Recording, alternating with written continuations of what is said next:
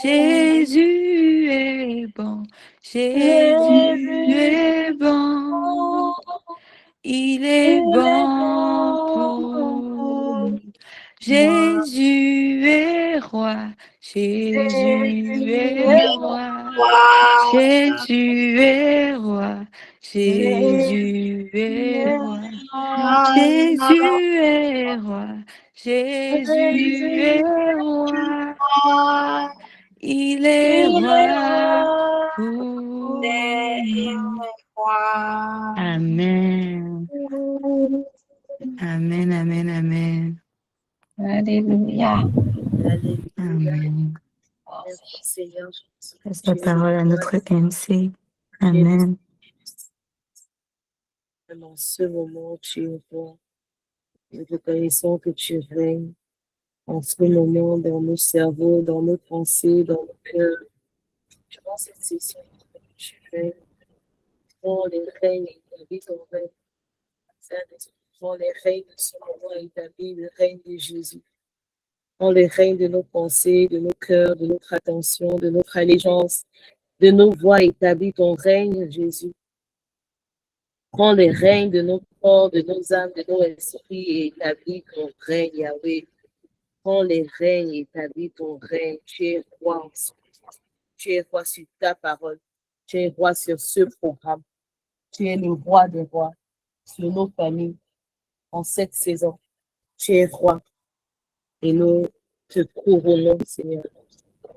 Prie maintenant, prie que je diminue et que tu augmentes.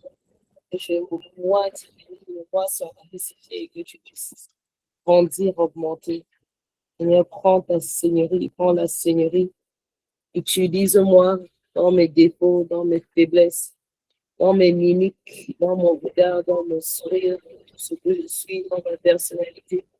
Utilise-moi, Seigneur, pour que ton message prenne racine, que ta semence puisse être répandue dans les multiples terres. Nous soumettons maintenant toute pensée, toute âme à l'obéissance de Christ. Ce moment est consacré et dédié à l'Éternel pour son bon et son nom de Jésus. Amen. Amen. Amen. Alléluia. Yes, alléluia. Amen. Gloire à Jésus. Alors, nous sommes dans Deutéronome 4. On va y arriver. Par la grâce de Dieu. Et nous avons déjà fait 3 livres, mais c'est tellement dense, n'est-ce pas? Ça a tellement été dense. Je suis sûre que vous avez l'impression d'avoir lu tout un livre de la Bible. Pourtant, on n'est qu'encore dans 3 chapitres, 4 chapitres. Et il y en a 31. Mais je prie que le Seigneur, qui est l'alpha de ce programme, vraiment demeure l'oméga et qui est l'alpha, qui nous donne le vouloir, qui nous donne à chacune le vouloir, nous donne le faire également pour qu'on arrive jusqu'au bout. Jusqu'au bout de ce que nous avons commencé pendant 6 jours, dans le nom de Yahweh, dans l'alliance avec Jéhovah. Alors, je vous salue, c'est la bienvenue et je prie qu'aujourd'hui encore le Seigneur va nous illuminer par sa parole et qu'il y aura une transformation interne dans chacune d'entre nous. Amen. Au nom de Jésus. Donc, dans Deutéronome 4, nous arrivons dans Deutéronome 4 après un enchaînement dans Deutéronome 1.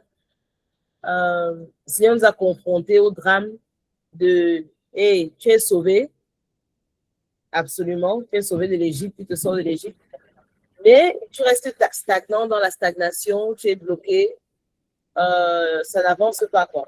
Tu tournes en rond. » Ce qui était le cas pour beaucoup d'entre nous, spirituellement, oui, tu es sauvé, oui, tu vas aller au ciel, mais le but du Seigneur, ce n'est pas simplement de te sauver et que tu vas au ciel, mais c'est que tu accomplis sa mission pour laquelle il t'a mis sur terre, que tu atteignes la terre promise et que tu accomplisses ta destinée. Je sais que dans beaucoup d'églises et beaucoup de chrétiens disent souvent que non, mon objectif c'est le ciel. C'est vrai, c'est absolument vrai. C'est un des objectifs, mais ce n'est pas uniquement le seul objectif. Parce que quand tu te mets mon objectif c'est le ciel, ça Ça te pousse des fois à devenir très égoïste, très suffisant. Parce que bon, tu as traversé la porte, tu as traversé le portail, tu es entré. Donc, si tu restes juste là, tu vas arriver au ciel. Mais là, c'est une pauvreté d'ambition.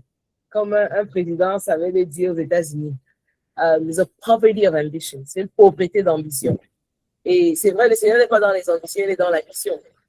Et le Seigneur ne veut pas simplement te délivrer de l'Égypte, te délivrer de la fornication, de l'adultère, de la stérilité, de ceci, te délivrer du moïsme, et te délivrer de la pauvreté. C'est pas ça le but de ta vie, quoi. Donc, en Deutéronome 1, on voit que tu peux avoir été délivré, même tu peux avoir été sauvé, mais tu tournes en rond. Parce que tu n'es pas en train, tu n'as pas dit oui au Seigneur à marcher sur le chemin qu'il a prévu pour que tu accomplisses ta destinée. Donc, on a vu ça, on a vu Horeb, on a vu Kadesh, Barnea. Et dans Deutéronome 2 et 3, c'était presque les mêmes textes. Et ça nous a montré la marche. Quelles sont les limites, quelles sont les boundaries. Le Seigneur ne nous dit pas de conquérir. Il y a des endroits où il dit non, ça j'ai à donner à telle personne. Voilà. Ne viens pas dessus. OK? Mais on voit aussi dans ces passages les premières victoires. Et là, on dit yes, wow, Seigneur, merci. Et Seigneur fait quelque chose encore de plus en fait.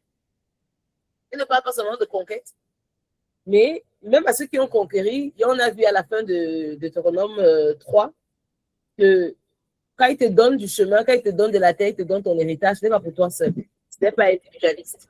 Il a donné à Ruben, il a donné à Gad le terrain, mais il a dit attendez aussi les autres. Les autres doivent aussi conquérir et aider les autres. Ok, ça veut dire quoi? Quand tu es sauvé, quand le Seigneur a créé un chemin pour toi dans un certain domaine, dans un certain secteur, ne garde pas ça pour toi, ne sois pas égoïste. Ok, partage, attire d'autres, tire la main de quelqu'un d'autre, amène quelqu'un d'autre. Ce n'est pas normal. C'est comme on dit, c'est pas normal. On ne mange pas seul quand on est dans le royaume de Dieu. Ça, c'était dans le royaume du monde. On disait que tu manges, tu es sur la bouche. Mais si quelque chose t'a vraiment nourri, si quelque chose t'a vraiment béni, tu dois être comme cette femme samaritaine qui va dire, tu vas te dire, une seule personne, viens, il y a quelque chose de bon ici, quelque chose qui va aussi te bénir. C'est pour ça que quand on dit même pour les sessions de midi, on a beaucoup d'occasions. Le Seigneur a planifié ça pour une raison sûrement à midi. Parce qu'il y a plusieurs personnes avec qui on n'est pas peut-être à 5 h ou à 6 h du matin, ou avec qui on n'est pas le soir. Mais à midi, il y a différentes personnes, tu peux sortir une conférence, tu dis, hey, il y a un programme là, viens, ça va te bénir, viens se réécouter une fois. Mets ton oreillette, suis. Donc, on ne mange pas si ça t'a béni, si il y a l'honnêteté et que tu dis que non, vrai de vrai, la chose aussi est bien pour moi, c'est que c'est bien aussi pour quelqu'un d'autre. Donc, quand on amène quelque part, et dans le sens même plus général, il faut tirer les autres. Si ta petite soeur, tu ne dois pas être la seule dans ta famille qui est sauvée. Tu ne dois pas être la seule dans la famille qui a la lumière de Christ. Ce n'est pas normal et ce n'est pas bien.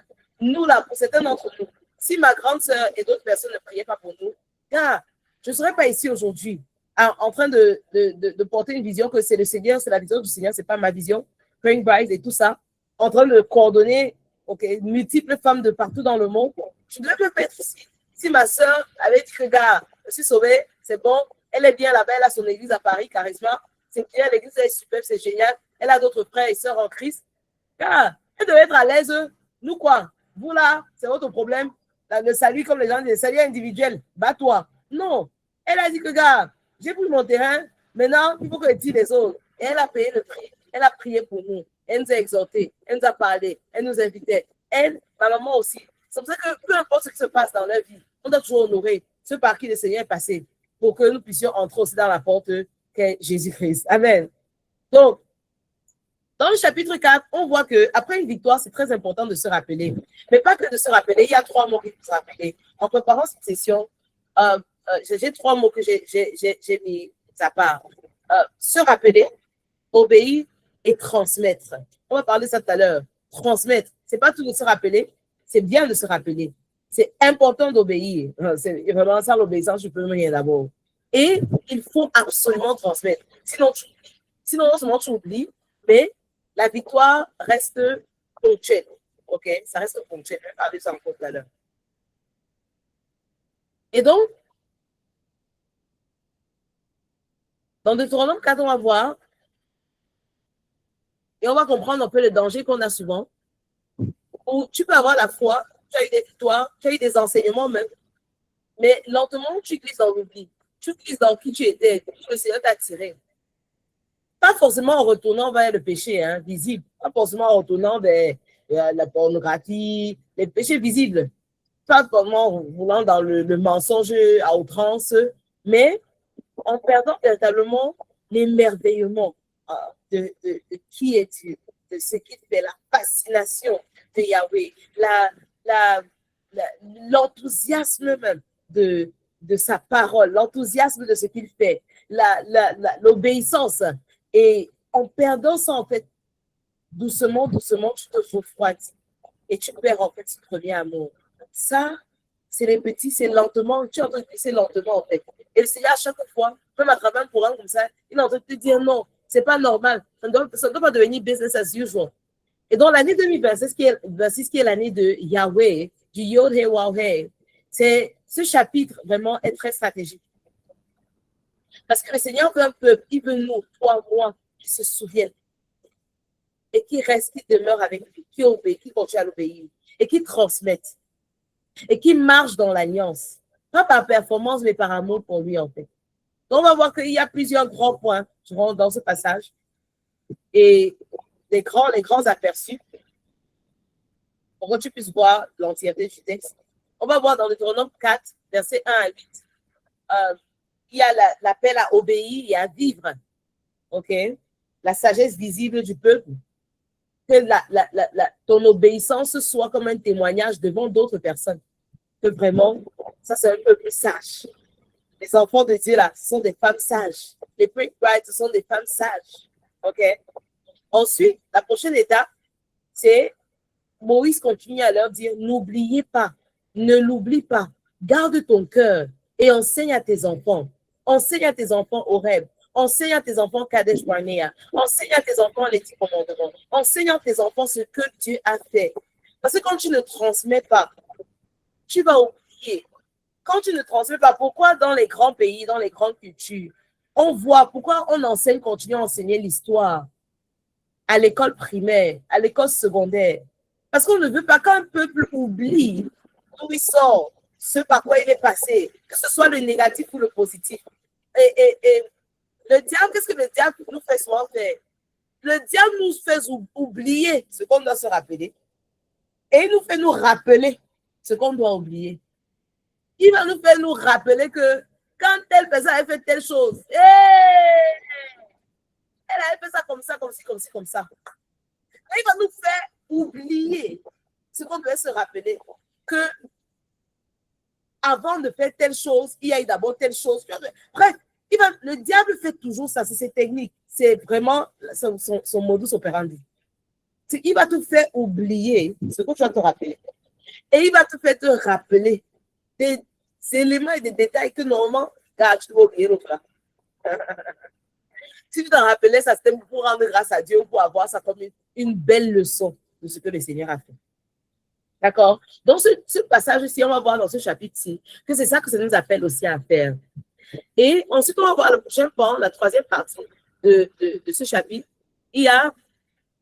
Ça demande vraiment, ne faites pas les images. Ne faites pas les images de Dieu, ne faites pas des images de ses représentations. Ce n'est pas nécessairement les images physiques, c'est aussi les images physiques. Mais en fait, ça nous indique que l'idolâtrie, en fait, en général, ça commence quand tu remplaces Dieu par une forme. Ça rappelle même, on va lire tout à l'heure, tu lui as dit, Dieu à Horeb, au mont Sinaï, il vous a parlé par sa voix. Vous ne l'avez même pas vu. C'est sa voix que vous avez entendue. Donc, pourquoi vous essayez de mettre une forme visuelle, une image précise de comment il est? Pourtant, ce n'est pas sa voix que tu l'as entendu. Donc, c'est exemple que c'est la troisième partie. Quatrième partie, il y a maintenant les avertissements. Il dit l'oubli. Quand tu vas oublier, ça va vous mener à l'exil. Et c'est ce qui s'est passé au peuple d'Israël. Parce qu'après la conquête de Josué, vous connaissez un peu l'histoire, il a gagné la terre promise et tout. Mais qu'est-ce qui vient après le livre de Josué dans la Bible? Le livre des juges. Après le livre de Josué, il a conquéri, il a il a été victorieux sur 31 rois. Magnifique, waouh, formidable. Ils ont pris, ils sont entrés dans la terre promise. Il y a eu la victoire. Wouh! Yes! Mais après la génération, après, c'est vrai qu'il a enseigné, il a donné la dernière exhortation que, gars, moi, c'est pas pour vous. Moi, je ne veux pas être avec les dieux des autres, de tel et tel. Mais moi, as for me and my house, we will serve the Lord Yahweh.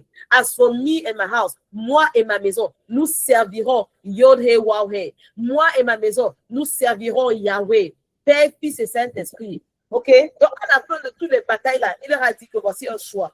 Parce qu'à la fin, si vraiment, on va parler, on va enseigner, on va gagner, même gagner.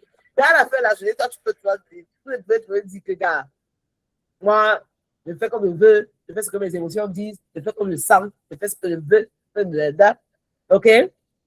Il a dit que. Mais donc, il y a la quatrième partie, il donne un avertissement. Moïse, là, c'est Moïse qui donne un avertissement. Il dit, si vous oubliez ce que Dieu a dit, si vous commencez à faire l'idolâtrie, ça va mener à l'exil. OK? Mais comme Dieu est tellement bon, même dans l'exil, il met toujours que, même si tu es sur le mauvais chemin, le jour où tu vas te repentir et tu vas me chercher avec un cœur entier, je vais te ramener sur le droit chemin. Dans l'alliance, même étant dans l'alliance, il y a toujours une porte ouverte pour que tu puisses revenir quand tu décides de te réaligner et de revenir sur le droit chemin. Quel bon Dieu! Quel bon Dieu! Quel bon Dieu! Wow! La cinquième partie, il exalte Yahweh. Il dit, qui est comme Yahweh? On va lire ça. Parmi les dieux, qui est comme Yahweh? Qui est comme ce Dieu? Quel Dieu est aussi proche de ces personnes? Quel Dieu est aussi miséricordieux? Quel Dieu est aussi, il exalte Yahweh. Il bénit Yahweh. Il adore. Il dit, quel comparer, mettons ici, mettons les cartes, on voit. Qui est comme Yahweh? Il prend le temps pour contempler et amener le peuple à le contempler. Alléluia. Wow. Et après, il y a la partie où il parle des villes de refuge. Ça, c'est vers la fin du chapitre. Ça, c'est le Seigneur a créé des villes de refuge qui étaient comme des protections au cœur du territoire. Et à la fin, la conclusion et la transition, Moïse pose maintenant la loi devant le peuple. Et demain, on va voir la loi. C'est une répétition de la loi de Dieu. Et c'est très important de se rafraîchir ça. Okay? Donc, Dieu nous apprend ici que la conquête extérieure, ce n'est pas suffisant dans Deutéronome 4. Il faut vraiment bâtir la fidélité à l'intérieur de toi. La fidélité, et une mémoire vraiment vivante. Une mémoire vivante, se rappeler et être déterminé à transmettre ce que tu as reçu à tes enfants, qu'ils soient biologiques, spirituels, professionnels ou ailleurs. Il faut absolument transmettre. C'est ce que Moïse était en train de faire, là, dans Deutéronome 4, il était en train de transmettre. Parce que lui-même, il ne devait pas entrer dans la terre promise. Mais il a transmis tout ce que le Seigneur a fait avec lui. Il a fait le récap, il a fait la rétrospective et il les transmettait ça, le bon comme le mauvais, les leçons à apprendre. Et il dit maintenant, prenez ça et avancez avec. Et donc, Moïse ici, il parle à une génération qui est entrée dans le pays. Mais il ne voulait pas qu'elle soit déjà en mode « Oh, on a gagné! Non, c'est bon! » Il répète encore. Il y a des verbes qu'il utilise encore et encore dans Deutéronome 4. Il dit « Écoutez, gardez, n'oubliez pas, enseignez, prenez garde, ne soyez pas corrompus. Okay? Ne vous laissez pas être corrompus. » Donc, c'est un ton très paternel qu'il a, mais un ton aussi quand même très solennel. OK?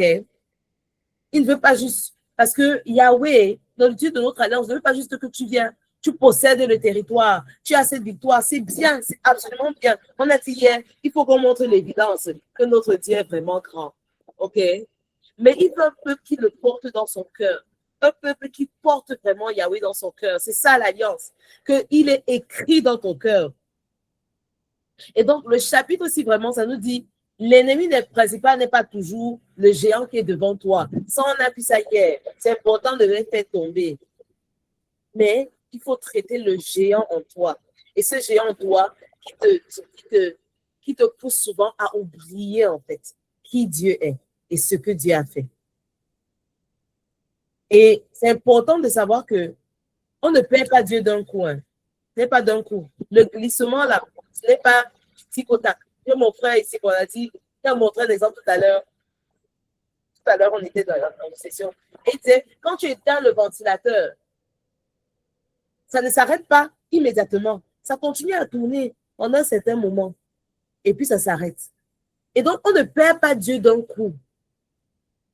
On le perd souvent par la distraction, on perd le feu, on perd l'attendrissement de notre cœur qui est tendre, on perd notre pureté. Quand on parlait de perdre, là, c'est ça en fait. C'est ces mots-là, c'est pas nécessairement que tu peux être encore à l'église, tu peux même encore participer au programme, mais tu n'as plus le leap in your feet, tu n'as plus l'enthousiasme. Moi, je fais très attention quand mon enthousiasme diminue. Si tu ne me vois plus parler de Jésus avec l'enthousiasme là, je n'ai même pas besoin que toi tu observes. Moi-même, je dis que, gars, Seigneur, il y a quoi? Je ne danse plus quand je t'entends. Moi-même, je n'ai plus. I don't have the leap, you know. En anglais, on dit the leap in my feet. Tu vois? C'est plus tingling. Hein? En français, les gens vont dire, oh, c'est quoi là? Elle est trop excitée, elle est enthousiaste, c'est la tisse. Oui, c'est bon comme ça. C'est comme ça que je suis que c'est le Seigneur. Je l'enjoy, je suis joyeuse, je suis comme la tisse. Oui, et j'aime ça. C'est un des signes de ma santé spirituelle. Quand je commence à être bon, oui, bon, ouais, ben, gars, ça montre que gars, quelque chose ne va pas bien dans mon cœur. Gars, ça montre que si vous voyez comme ça là, dites maman, il y a quoi. C'est que, what is going on? Si moi, je ne suis pas posé la question là. Donc, la distance ne commence jamais que du jour au lendemain, je ne me vois plus enseigner. Du jour au lendemain, je suis plus en train de chanter. Non, ça commence quand on est en train de chanter, je dis, ouais, vraiment, ouais, les gens la dérangent, ouais, on en fait quand même trop. Ouais, bon, on n'a pas besoin d'être aussi excited. Ah ouais, bon, voilà. C'est quoi? Tu as une tisse. Tu vois, tu commences à être blasé, tu commences à être un peu indifférent, tu commences à te refroidir, là. Tu commences à dire, non, mais vraiment, il faut qu'on se comporte. Mais tu ris quoi? Mais je suis une grande personne comme toi, tu as, hein, 34, ministre, bishop, mais on fait plus des trucs comme ça, mais allez, mais bon, ça commence comme ça. Ça commence comme ça. Ou si me voyez trop parler le français, que je ne peux pas parler avec mon accent canin, c'est que, hé, la merci. What happens? Donc, il y a des signes. Et si tu es honnête avec toi-même, toi-même, tu vas savoir qu'il y a des signes. Tu vas commencer, tu commences à te refroidir, à expliquer, à rationaliser et tout. On ne perd pas l'intimité, la chaleur là d'un coup comme ça. Ça vient doucement, avant que tu réalises. Ah, tu es déconnecté. Mais l'alliance se protège. L'alliance s'alimente. L'alliance se carbure. L'alliance, c'est cette relation-là. Ça s'alimente, ça se protège. On est intentionnel, la mémoire, ce qu'on a vécu avec le Seigneur, l'obéissance, la transmission, l'honneur, se rappeler de lui. Et pour qui vraiment que nous ne tombons pas dans cette erreur? Parce que dans le juge, on dit, après une génération, le peuple ne connut plus Yahweh. Aïe, imagine, il les a sortis, regardez tout ce qu'il a fait. Oh, Seigneur, dans notre Dieu, notre Père. Aïe. Des fois, il dit que Seigneur, vraiment, tu es Dieu. Et ton cœur, là, donne-nous un peu de ton cœur, là, parce que tu as un cœur. Après tout ce qu'il a fait, on dit qu'il ne connut plus Yahweh. Yeah. Donc, ce n'était pas un manque de miracles. Ce n'était pas un manque de promesses. Des fois, on se dit que c'est les miracles, les promesses qu'ils vont me donner, qui vont faire que je sois fidèle et que je m'engage au Seigneur. C'est quand Dieu va me sortir de tel pétrin. C'est quand Dieu va me donner les bébés là dont je rêve. C'est quand Dieu va me donner le travail là. C'est là que je serai. Ce n'est jamais ça. La Bible nous montre que ce n'est jamais ça. Jamais. C'est la décision de rester fidèle, d'obéir, de se rappeler, d'obéir, de tout prospérer. Et donc, on prie vraiment. Prions que la parole ne soit pas étouffée. Comme dans Marc 4, on parle des semences. Que la parole de Dieu ne s'étouffe pas en nous. Par les soucis de la vie, par la séduction du monde, par les richesses, par les désirs. C'est très important qu'on prie ça aujourd'hui. Parce que le Seigneur va nous donner la prospérité. Il a commencé à nous le montrer. Il y a des promotions, il y a des distinctions, il y a des, ça vient. OK? Que nous ne soyons pas dispersés à l'intérieur. On ne se trompe pas d'ennemi. C'est le 4e jour, et je pense que le 4e jour, on dit que le grand ennemi, ce n'est même pas Satan ou le péché. Le grand ennemi, c'est à l'intérieur, c'est le moi. Peut-être le Seigneur va faire que je monte, je descends pendant les 26 jours. Chaque jour, je vais dire ça au moins une fois. Je ne sais pas. Pour que ça soit ça, pour que ça devienne. que tu sais que vraiment, ici, là, le vrai ennemi, à la fin de la journée, il a dit, il bataille à l'intérieur. Galates 5, verset 17. C'est la chair qui bataille à l'intérieur de l'esprit. Ce n'est pas Satan qui bataille à l'intérieur de toi avec l'esprit, c'est ta chair. Il a dit, crucifie les désirs et les passions de la chair. C'est ce que le Seigneur a dit. Qui désire ton âme? C'est Christ. Il bataille avec quoi? Le moi à l'intérieur de toi. Donc, on doit être plus comme Marie, qui gardait et méditait. Elle avait une mémoire intentionnelle par rapport à Jésus. Elle avait un cœur qui était habité de Christ. Elle contemplait le Seigneur. Elle protégeait son alliance, sa relation avec le Seigneur Jésus. Elle était vraiment intentionnelle. Donc, prions vraiment. On va prendre une période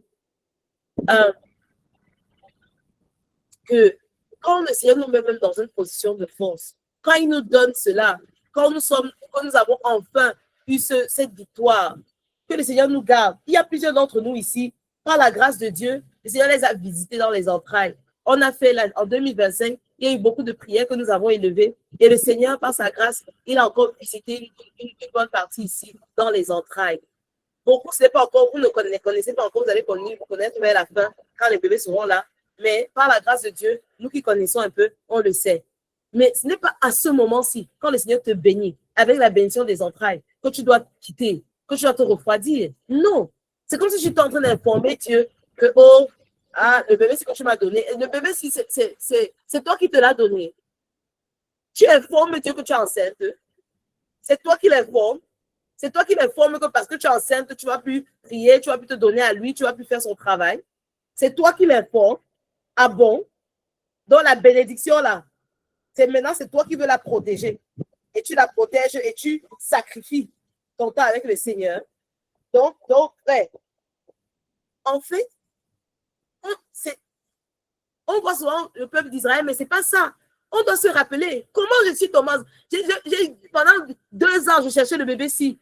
J'étais combattu, ma famille me combattait, j'avais les fausses couches, j'avais les rêves, on vient prendre mon bébé.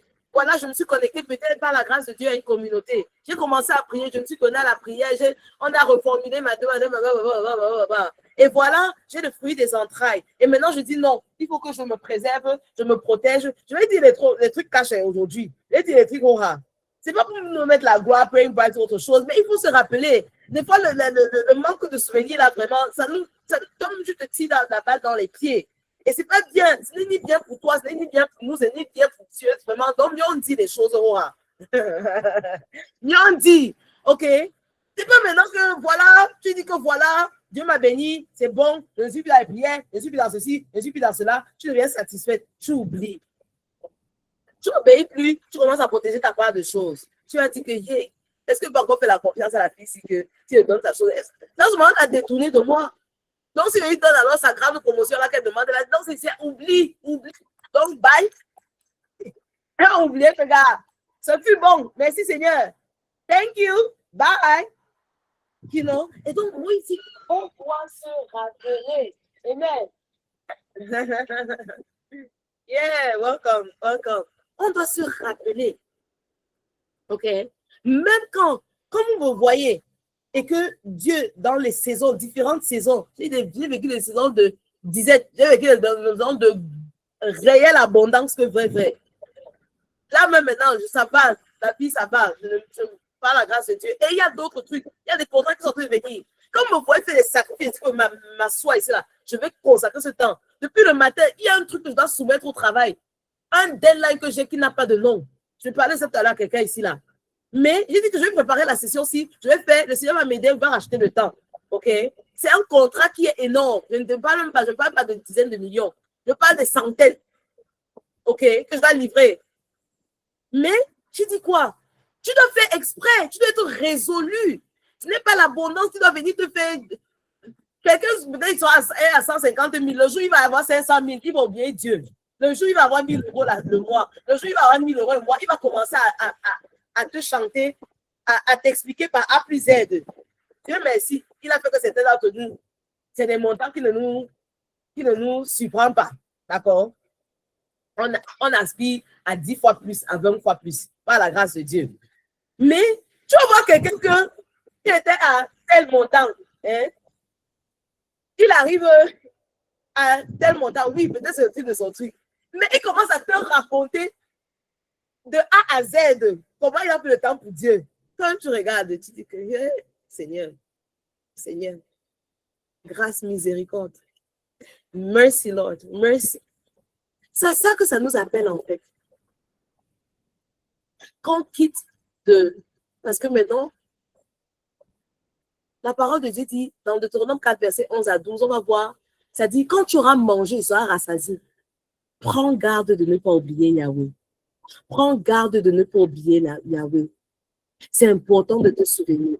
Ne laisse pas l'autosuffisance parce que tu te suffis. Hein, maintenant, tu peux acheter le croissant à tes enfants ou le petit déjeuner. Tu oublies Yahweh. Prends garde de ne pas oublier la vie. Quand le Seigneur vient restaurer ton couple, il vient guérir tel enfant pour qui tu as prié. Il vient sortir ta famille d'une saison très dure. Mais maintenant, tu dis non, ça va. Ta foi devient maintenant très fonctionnelle. Tu n'es plus dans la contemplation. Dieu devient, c'est vraiment sexe, et voilà. Transmet les règles, voilà. Mais tu n'as plus une relation vivante. La parole de Dieu dit dans Deutéronome 4, verset 9.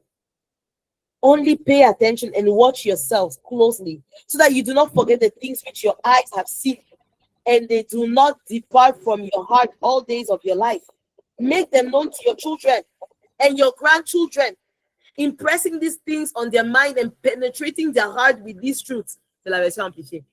Especially the day you stood before the Lord your God at Horeb, when the Lord said to me, assemble the people to me, and I will let them hear my words, so that they may learn to fear me all the days they live on the land, and so that they may teach their children. Enseigne-les à tes fils. Dis à tes enfants. Moi, je dis à mes enfants comment le Seigneur nous a sortis.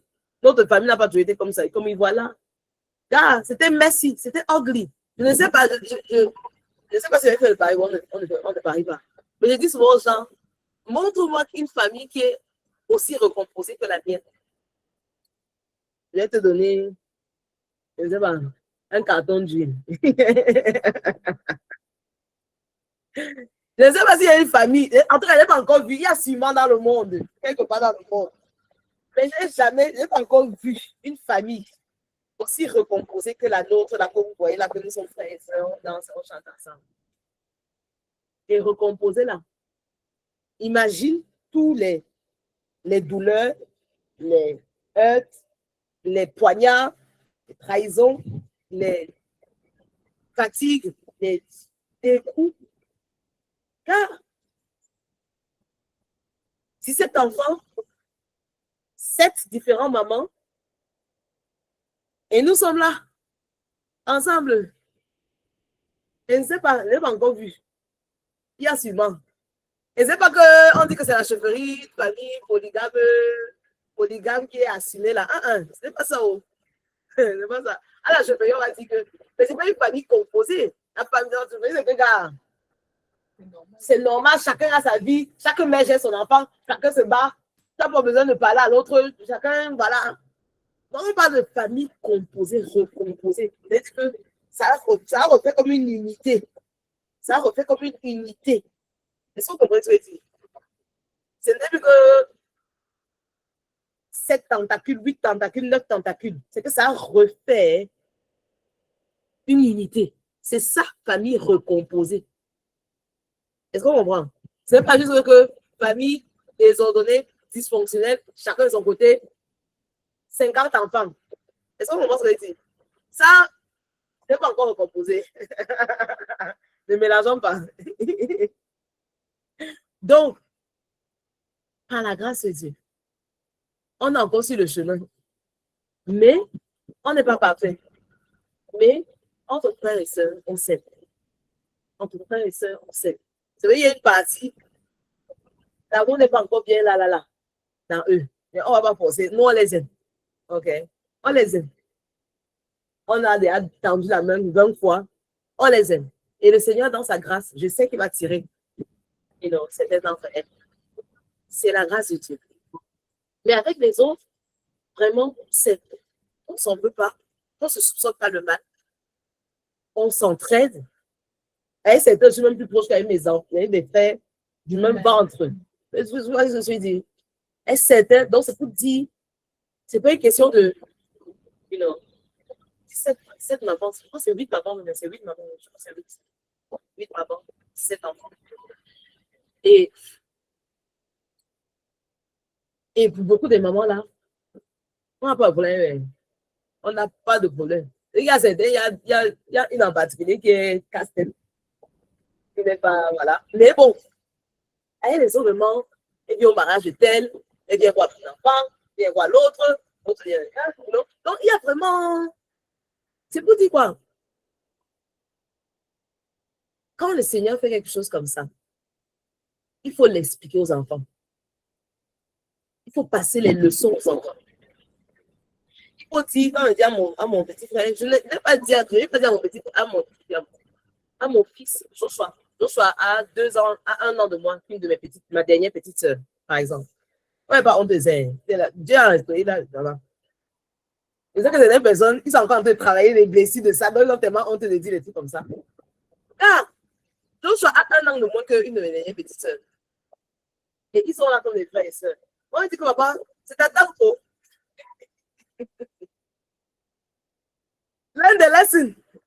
On n'essaie pas d'embellir, c'est ça que la culture va milequer. On veut tellement cacher la vérité, que tellement l'honneur que. On dit que non, je ne dis pas que l'on connaît ton père. Oh, ton père là, quand il a fait ça, c'était la faute de l'air. Ah, on fait comment? C'est la vérité. La vérité nous rendra libres. Et tu lui dis que voilà, avec amour, que voilà, c'est peut-être. Mais oui, vous allez grandir, ils grandissent comme des frères et sœurs et meilleurs amis, ils sont comme des meilleurs amis. Mais voilà. Et donc, il peut te poser des questions. Et tu es vrai, tu dis, voilà les trucs. C'est parce que Dieu veut, mais voilà, Dieu peut restaurer les choses et ramener les choses à ce qui est correct. Dieu veut un homme, une femme. Dieu est la monogamie. OK? Donc, toi, ne vas pas commencer à faire le désordre parce que tu dis que tu as vu que. Donc, il faut transmettre. OK? Et c'est important. On va prier, on va prendre un moment pour prier. De ne pas être cette femme-là, en fait, qui nous traversons les victoires et puis on met Dieu à côté. Qui le transmettons. Pour être cette femme spirituelle, on connaît Dieu, on connaît la parole, on connaît les saisons. Mais là, on s'installe. On est plus émerveillé, on est plus fasciné par le Seigneur. On ne le craint plus, il n'y a plus de feu et on laisse s'installer. On fait pour Dieu, mais on ne se tient plus devant lui, quoi. On n'est plus attendri par lui. Notre cœur est devenu dur, froid, endurci, on connaît trop. La parole de Dieu nous dit dans Deutéronome 4, verset 24. For the Lord your God, Yahweh your God, is a consuming fire. Il a un feu dévorant. He is jealous. Il est jaloux. Un Dieu jaloux. You know? Exigeant.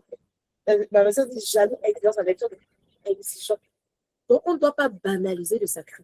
Même si on atteint quel niveau. Le plus on grandit, le plus notre cœur doit être tendre envers le Seigneur. Le plus on grandit, le plus on doit grandir en fascination du Seigneur, en émerveillement. Waouh! Waouh, papa, waouh, Dieu, waouh, tu es merveilleux. Frère, on va prier. On va faire une première prière. Par rapport à ça, que le Seigneur vraiment ne nous laisse pas entrer dans une tiédeur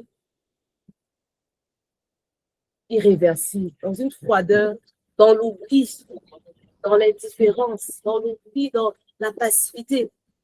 Vraiment, je sais qu'il y a les intercesseuses de la journée. Si on peut, une peut élever la voix et on va être d'accord. Quand quelqu'un prie, je sais qu'il y a certains qui sont peut-être praying rights, mais d'habitude, si une personne prie, elle élève la voix. Je ne sais pas si vous m'entendez toujours souvent. J'écho, je fais comme écho de ce que la personne dit. Je le fais pour moi, pas pour vous, hein, pas seulement pour vous, mais pour vous aussi, bon. Mais honnêtement, d'abord pour moi. Parce que je répète ce que la personne dit pour dire oui. Je suis en train de saisir ce que la personne est en train de dire. Donc, quand la personne dit Seigneur, je ne veux pas, je dis oui, Seigneur, je ne veux pas oublier. Quand je suis en train de dire ça, je suis en train de parler à mon âme, je suis en train de me parler, je suis en train d'absorber ce qu'elle dit. Des fois, on peut prier, tu peux prier de ton côté, tu dis aussi la même chose. Des fois, tu peux dire aussi autre chose selon le Seigneur, ce que le Seigneur est en train de t'indiquer, ce que le Seigneur est en train de te conduire. Mais n'écoute pas simplement de manière passive. Dis Amen. Ils sont en train de saisir, ils sont en train d'absorber, ils sont en train de digérer, ils sont en train de mâcher ce que la personne va dire. Donc, prie que les intercesseuses d'aujourd'hui, une élève la voix, on se met en accord avec ce qu'elle dit. On saisit, on est d'accord avec ce qu'elle va dire. Au nom de Jésus. Amen. Et aujourd'hui. Alléluia. Alléluia. Amen. Seigneur, nous te rendons grâce, Père, parfois saint, parce que tu rafraîchis notre mémoire par ta grâce, par la grâce du Saint-Esprit en ce midi. Merci, Seigneur, pour toutes celles qui sont connectées, qui vont écouter, qui vont lire, Seigneur, ce qui est partagé aujourd'hui, que ce soit le partage de chacune de se rappeler, Seigneur. Nous t'implorons, Papa, nous te prions, Seigneur, de nous rappeler les victoires, Seigneur, et de ne pas garder ça pour nous-mêmes, de le partager pour nos enfants et pour celles qui ont des petits-enfants, pour leurs petits-enfants, que ça fasse partie de l'histoire familiale, qu'il n'y ait pas de tabou, qu'il n'y ait pas de choses cachées. Seigneur, révèle-nous encore les choses cachées qui font partie de notre histoire, dont nous n'avons pas honte parce que toi, Papa, tu sanctifies toutes choses. Seigneur, merci pour le témoignage que maman Olivia partage avec vulnérabilité et surtout avec amour et qui parle à plusieurs d'entre nous ici, Seigneur, pour celles qui ont des fratries, frères, trois fois saints, qui ont été brisées, parfois même dans le même ventre, Seigneur. Nous te prions, Seigneur, toi qui es un Dieu d'amour, d'unité. La discorde n'est pas de toi. Donne-nous de nous rappeler, Seigneur, de nous rappeler que la victoire est possible pour cela où ce n'est pas encore fait aujourd'hui. Que nous prenions, Seigneur, nous nous accordions, Seigneur, à ce témoignage, que nous nous connections à cette grâce, Seigneur Jésus. Nous te prions, Papa, ce programme n'est pas anecdotique. Nous savons que les témoignages arrivent, Seigneur, pour les restaurations pleines et entières, que tu vas faire, que tu vas accorder pour la gloire de ton nom. Oui, tu es un Dieu vivant au milieu de nous. Tu es un Dieu vivant qui manifeste son amour, la grandeur, la profondeur, la largeur, la longueur de ton amour, Seigneur. Merci, Père, trois fois saint, pour les restaurations que tu fais dans les familles nucléaires, dans les grandes familles. Merci, Seigneur, mon Dieu, mon roi, parce que nous ne gardons pas une identité ancienne, Seigneur. Merci, Seigneur. Oui, nous nous mettons vraiment, nous nous accordons à ce renouvellement de l'alliance. Les alliances vraies, les alliances dans la vérité, les alliances dans l'amour, les alliances qui suivent, oui Seigneur, les commandements comme Moïse a dit au peuple d'Israël. Oui Seigneur, nous nous attachons, révèle-nous Seigneur, ancre-nous dans cette mémoire de nous rappeler et surtout de transmettre, que ce soit notre devoir, notre fardeau, dans le nom puissant de Jésus. Amen.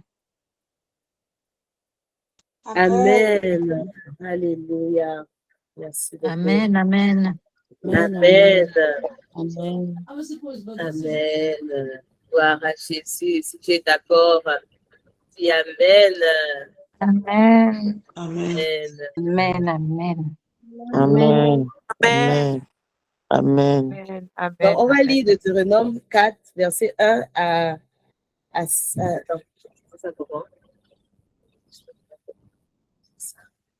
verset 1 à 14. On va lire Deutéronome 4, verset 1 à 14. et ensuite versets 15 à 31. Bon, comme il y a dispatché l'électrice.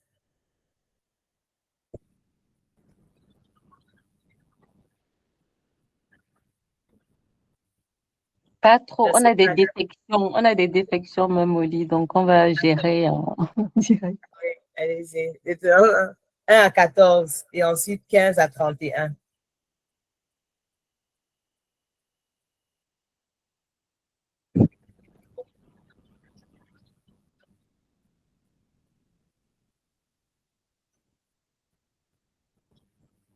Alors, je vais commencer.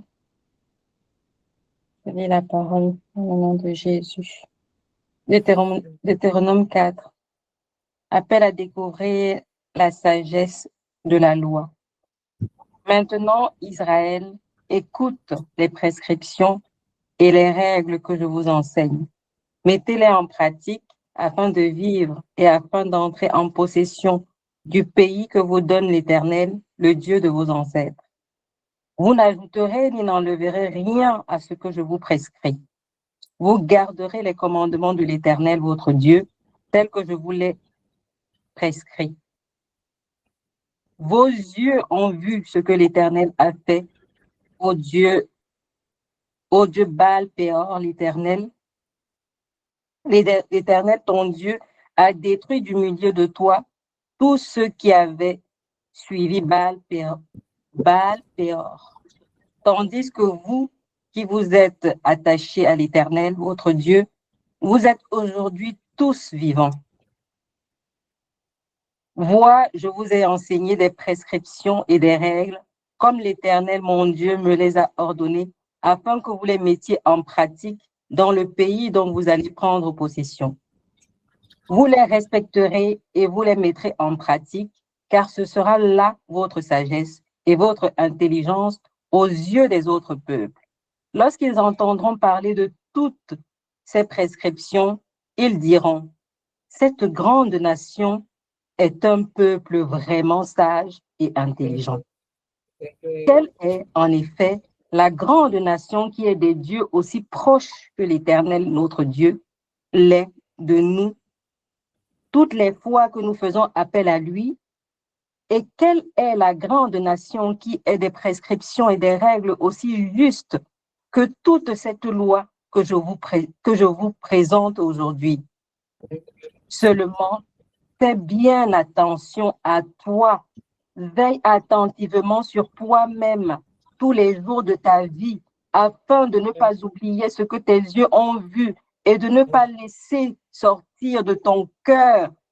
Enseigne-le à tes enfants et à tes petits-enfants. Souviens-toi du jour où tu t'es présenté devant l'Éternel, ton Dieu, à Horeb, lorsque l'Éternel m'a dit, rassemble le peuple auprès de moi. Je veux leur faire entendre mes paroles afin qu'ils apprennent à me craindre tout le temps qu'ils vivront sur la terre et qu'ils les enseignent à leurs enfants.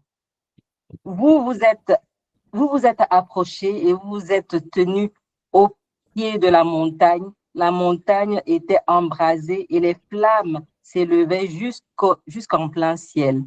Il y avait des ténèbres, des nuées, de l'obscurité.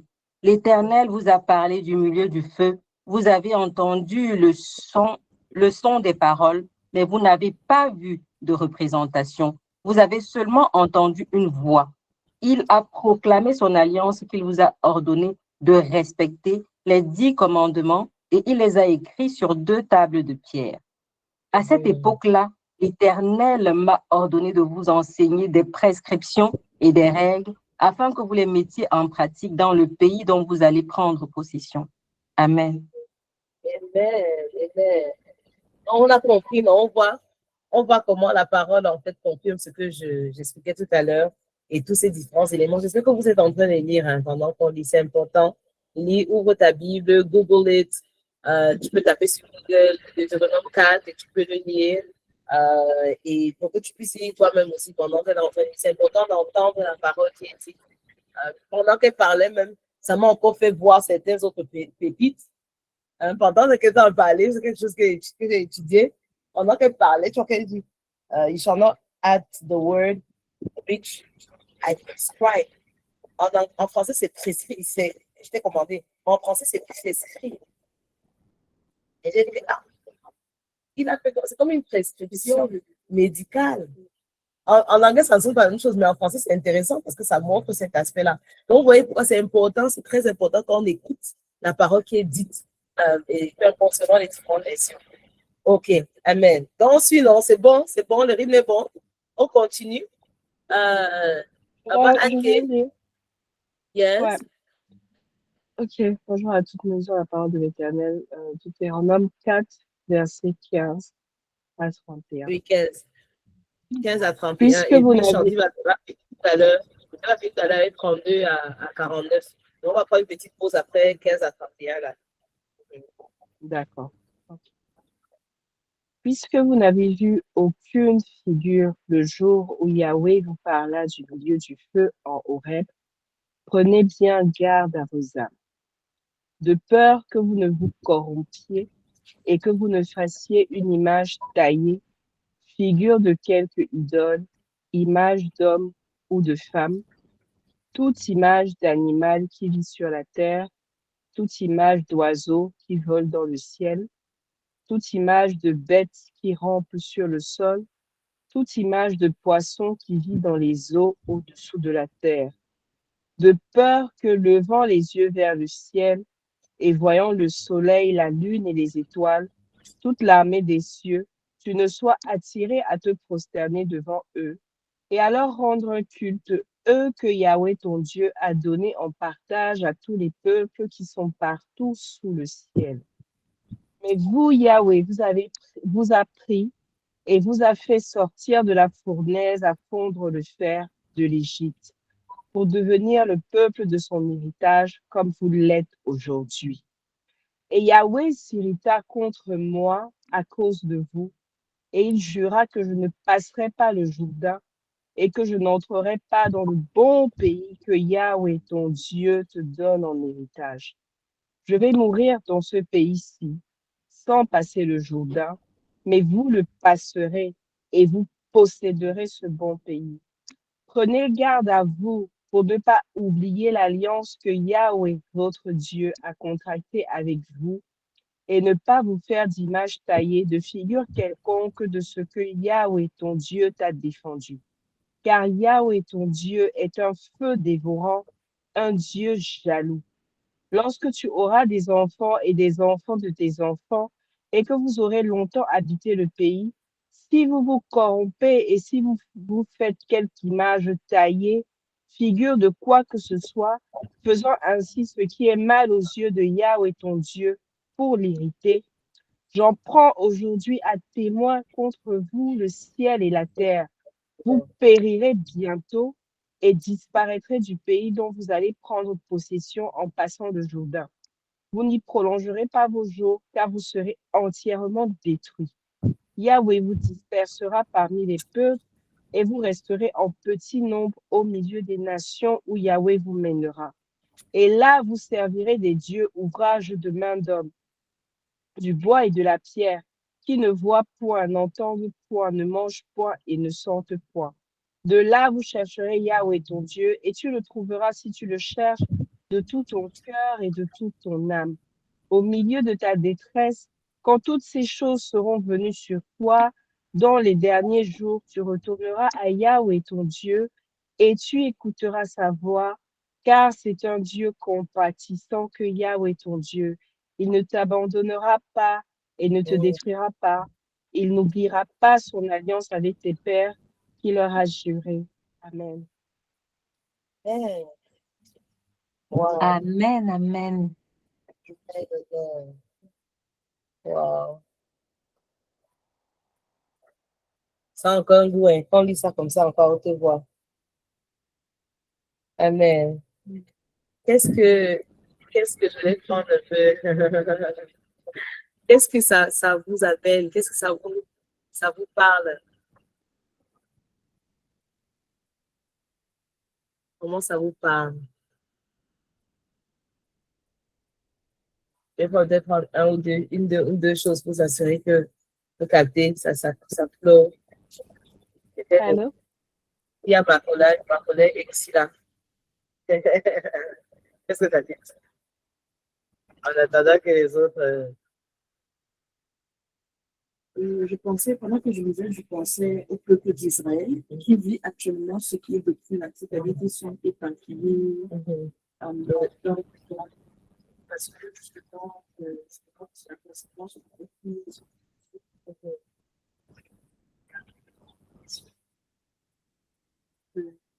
ils attestent que le peuple d'Israël actuel atteste que la vérité de ce qu'on donne.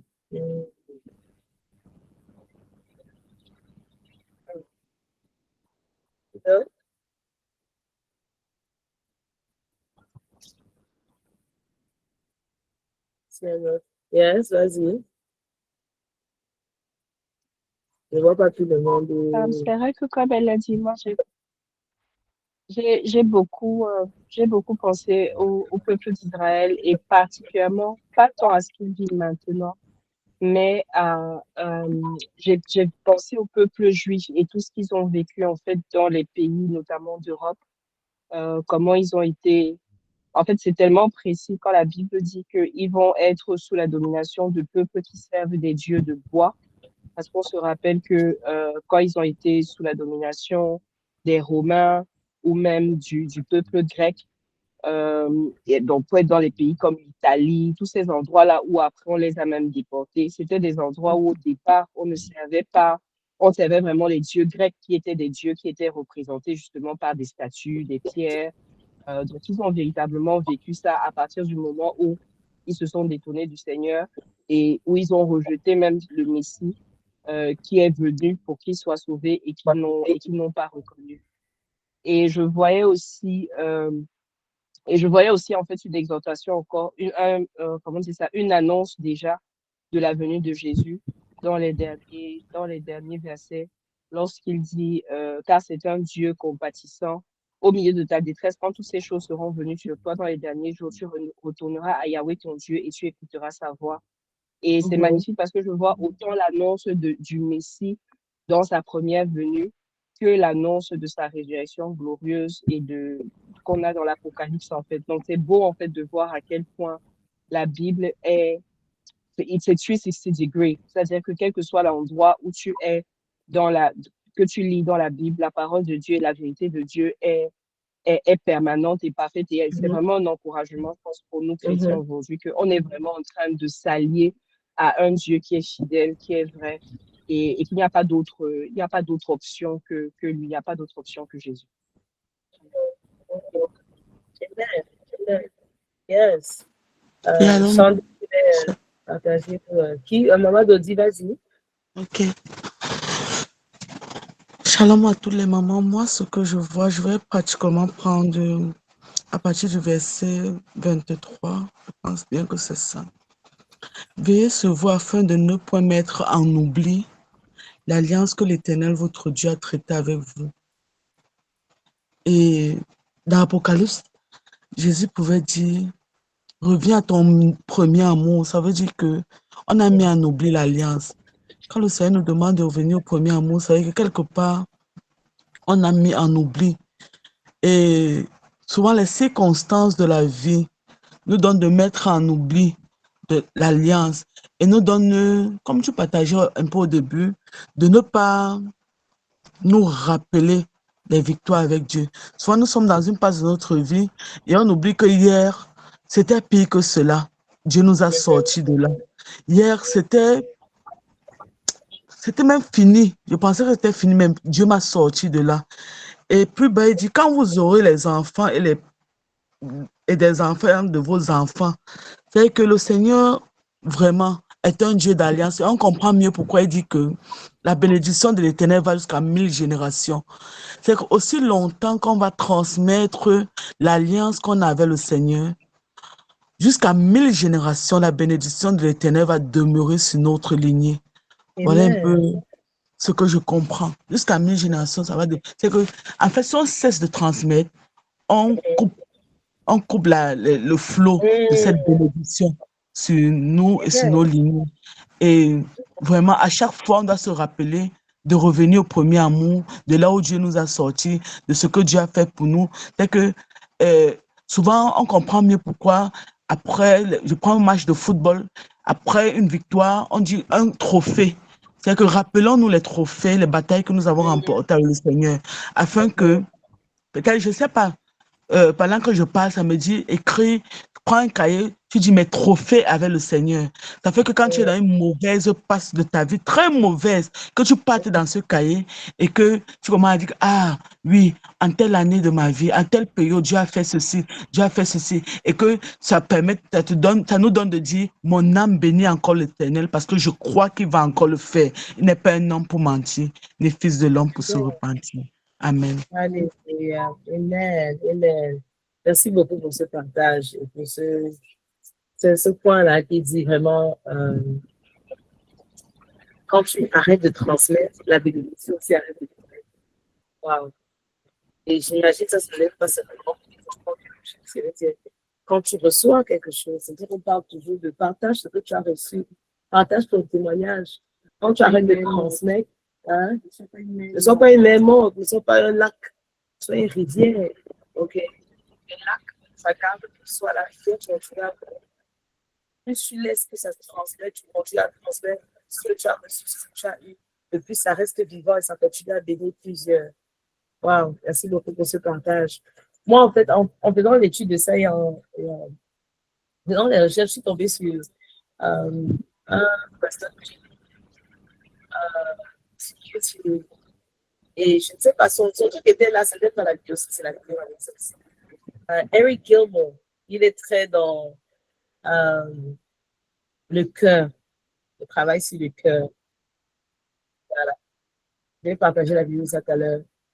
Et il parlait de l'anatomie du péché. Et de ce que j'ai compris, il a parlé de l'histoire dans 1 Samuel.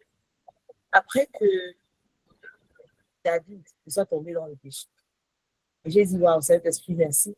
Parce que ça m'a indiqué, en fait, un passage que j'ai intégré, en fait, juste 5 minutes avant l'enseignement, ici dans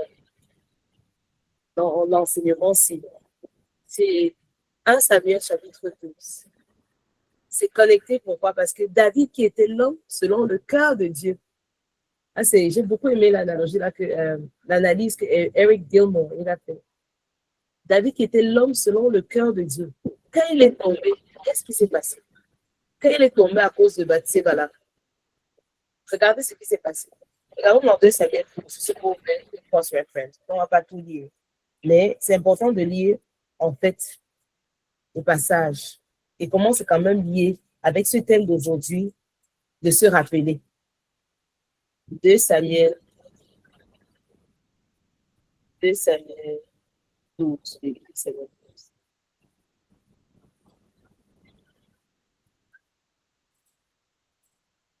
Et dans 2 Samuel 12,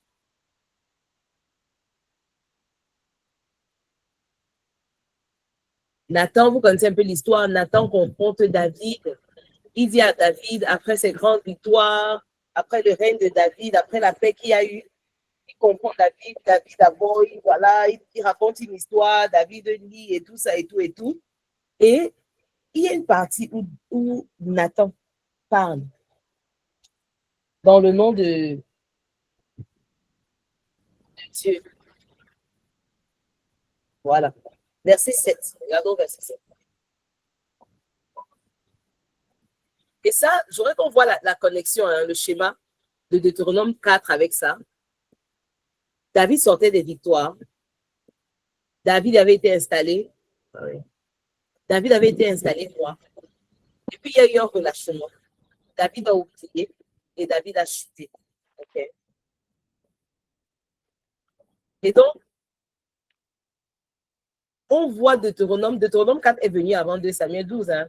Donc, si David peut-être avait même lu certaines trucs que, bon, il a lu. Et s'il se rappelait, s'il n'avait pas oublié, c'est que certaines trucs que Moïse avait dit, peut-être qu'il n'avait pas tombé comme ça là. Et Nathan lui dit quoi? You are the man, thus saith the Lord. Tu es l'homme, dit Yahweh, the God of Israel, le Dieu d'Israël.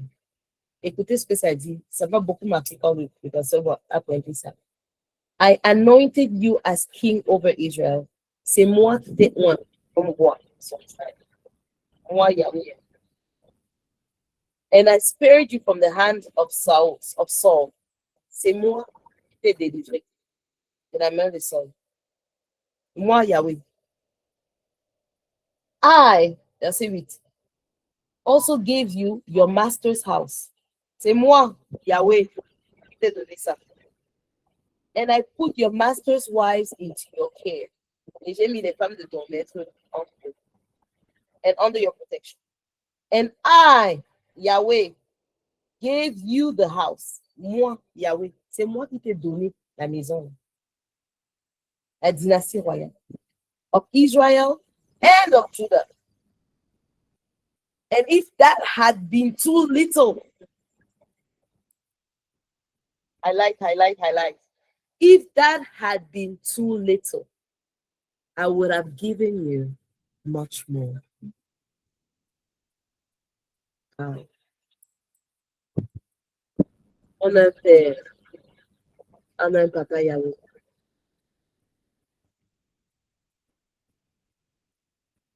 Et il a dit après, why have you despised the word of the Lord by doing evil in his sight? En faisant ce qui était mauvais devant ses yeux à lui. Il n'a pas dit en faisant le mal à Uria. C'est vrai, il a tué Uria. Il n'a pas dit en faisant le mal à Béthilda. Pourquoi tu as négligé la parole de Dieu en faisant du mal devant ses yeux?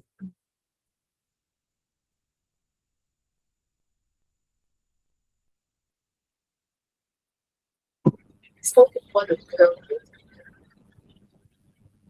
c'est moi qui t'ai donné toutes ces choses. C'est moi qui t'ai donné cette victoire. C'est moi qui a fait ton nom. C'est moi qui avais ouvert cette porte. C'est moi qui t'a préservé. C'est moi qui t'a pourvu. C'est moi qui t'ai protégé.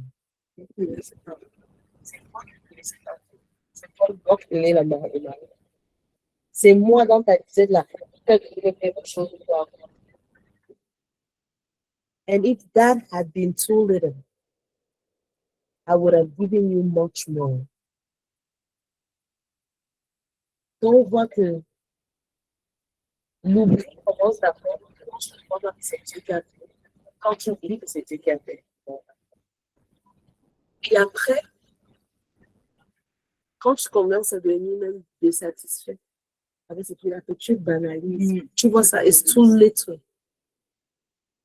Quand tes 5 enfants s'en viennent, if that was even too little, I would have given you much more. Oui, il y a des géants, oui, il y a des trous, oui, il y a ceci. Tu as une maison, un foyer où tu peux dormir. Tu as enfin le chez toi. And if that was too little, Seigneur dit, on se fait, écoutons la voix de notre papa. Et si ça c'était trop peu, si tu penses même que c'est trop peu, j'aurais pu te donner plus. Il ne fallait pas que ça t'amène au péché. Il ne fallait pas que ça t'amène à mépriser ma parole. Il ne fallait pas que ça te mène à mépriser la parole et que tu fasses ce qui est ignoble devant les yeux. If that was too little,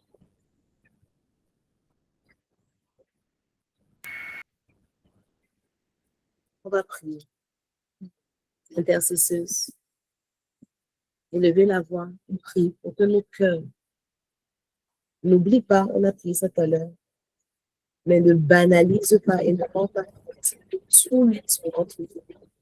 Ce que le Seigneur y a fait pour nous, ce que nous avons déjà entre nous, ce que nous avons déjà maintenant et aujourd'hui. Est-ce qu'une intercesseuse de la journée peut élever la voix et prier? On puisse reconnaître ce que Dieu a fait et que cette pensée, ressusciter cette pensée, déraciner cette pensée, on voit le tout les tout.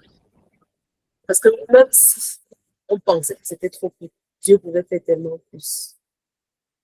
Et pas qu'on le méprise, pas qu'on méprise sa parole. Qu'on honore, qu'on respecte sa parole. Let God be true in every man's life. Amen. Dans cette prière, sans intercesseur suffisant. Rédemption. Evakaya Vakuri Vashkiri Vasukuri. Ori Babakaya Kirikiri. Ora Babashikiri Kirikiri.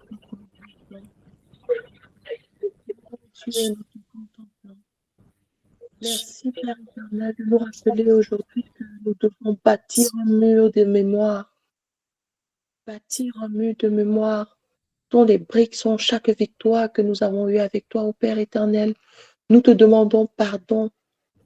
Nous te demandons pardon. Nous nous repentons de toutes les fois où nous avons oublié ce que tu as fait. Parce que derrière chaque victoire, nous avons découvert un pan de ton caractère.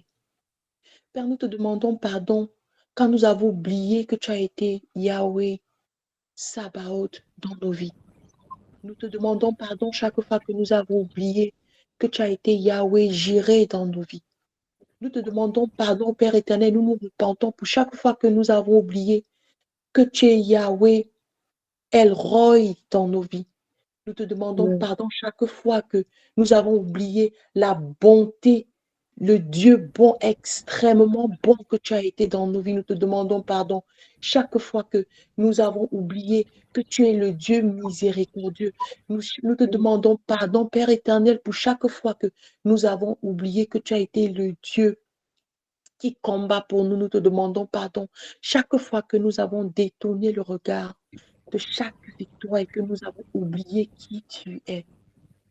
Père éternel, nous te demandons pardon pour chaque fois que nous avons eu le cœur ingrat. Nous nous repentons pour le cœur ingrat, le cœur qui n'est pas satisfait de ce que tu as fait. Le cœur qui demande encore toujours plus, le cœur affamé, le cœur qui oublie très vite et qui regarde, qui convoite ce qui est plus grand, qui convoite ce qui est ce qui donne l'impression d'être meilleur.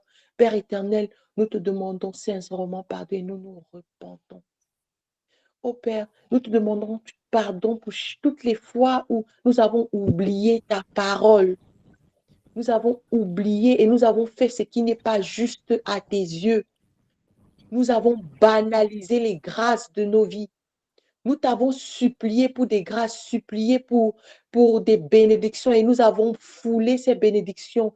Nous avons banalisé ta main sur nos vies, banalisé ta grâce, banalisé ta lumière, banalisé ta gloire, banalisé ta sainteté.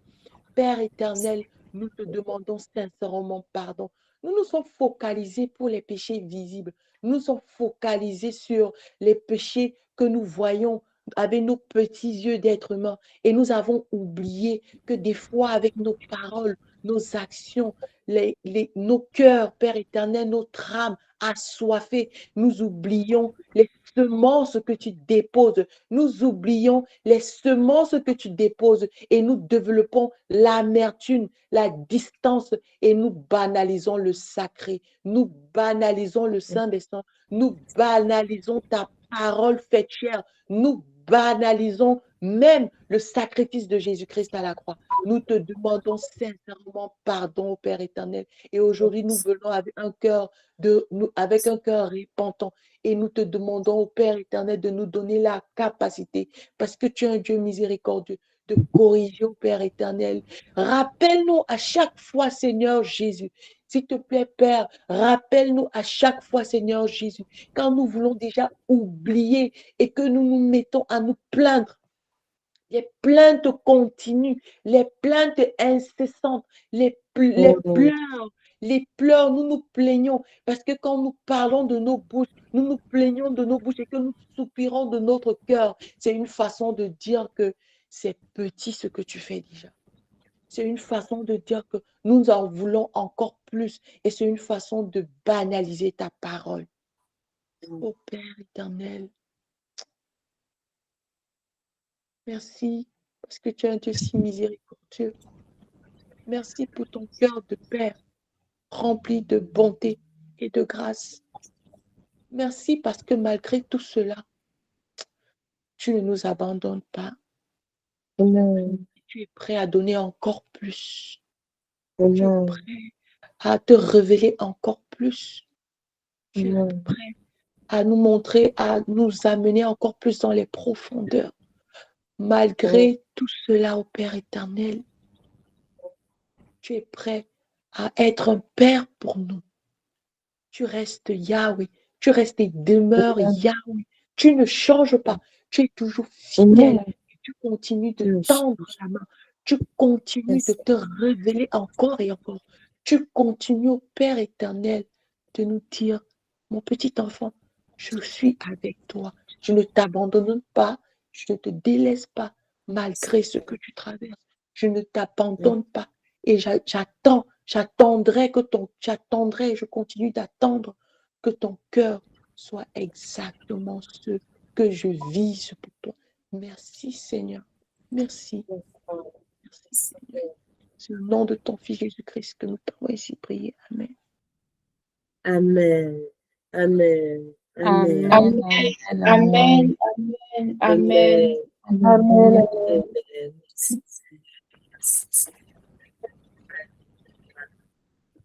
Nous allons lire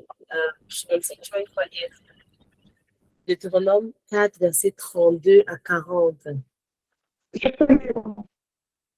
Deutéronome 4, versets 32 à 40. Je lis la version 8 secondes. Interroge les temps anciens qui t'ont précédé. Depuis le jour où Dieu créa l'homme sur la terre et d'une extrémité du ciel à l'autre, y eut-il jamais si grand événement et a-t-on jamais eu chose semblable? Fut-il jamais un peuple qui entendit la voix de Dieu parlant du milieu du feu comme tu l'as entendu et qui soit demeuré vivant? Fut-il jamais un Dieu qui essaya de venir prendre à lui une nation du milieu d'une nation par des épreuves, des signes, des miracles et des combats à main forte et à bras étendus et avec des prodiges de terreur, comme l'a fait pour vous l'Éternel, votre Dieu en Égypte et sous vos yeux? Tu as été rendu témoin de ces choses, afin que tu reconnusses que l'Éternel est Dieu, qu'il n'y en aura point d'autre. Du ciel, il t'a fait entendre sa voix pour t'instruire, et sur la terre, il t'a fait voir son grand feu, et tu as entendu ses paroles du milieu du feu. Il a aimé tes pères, et il a choisi leur postérité après eux. Il t'a fait lui-même sortir d'Égypte par sa grande puissance. Alléluia.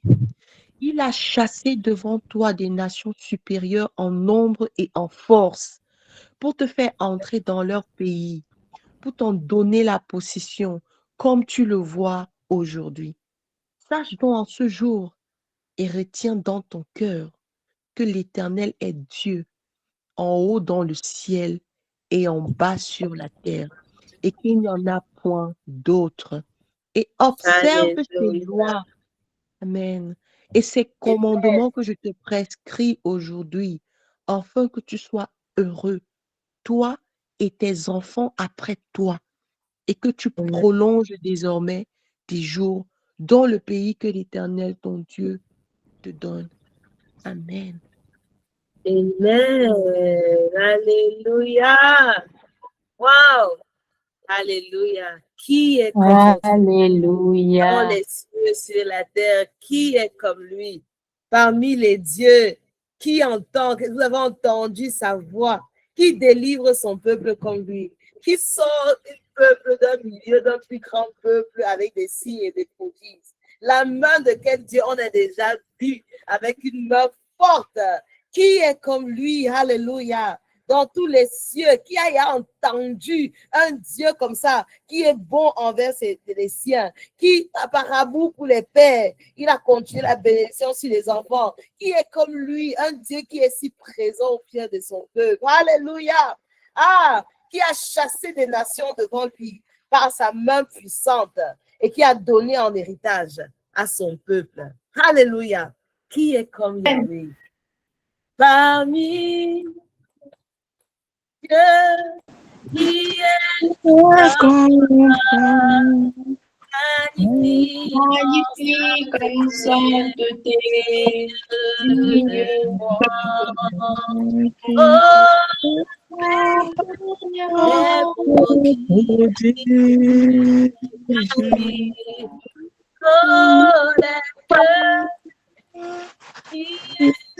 Par toi, Yahweh, magnifique en sainteté, digne de louange.